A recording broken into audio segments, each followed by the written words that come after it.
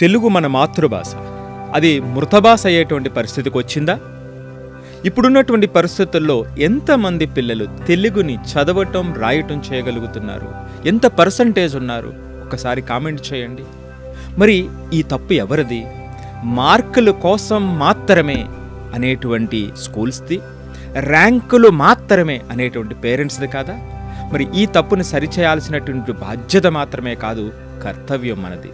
అందుకే ఈ వేసవి సెలవుల్లో రోజుకి 10 నిమిషాల పాటు 35 రోజుల పాటు 35 కథలు, సో పిల్లలకి ఆ తెలుగు యొక్క వారసత్వాన్ని అందించేటువంటి మన తెలుగు మన గౌరవం అనేటువంటి ఉద్యమం.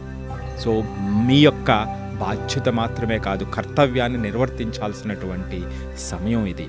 అందుకనే కిందున్నటువంటి లింక్ను ఒక్కసారి వివరాలకు సంప్రదించండి. వెంటనే మీ పిల్లల్ని ఎన్రోల్ చేయండి. రోజుకు 10 నిమిషాల పాటు కొంత ఎఫర్ట్ ఇచ్చేటువంటి ప్రయత్నం చేయండి. మన బాధ్యతని మరియు కర్తవ్యాన్ని నిర్వర్తిద్దాం.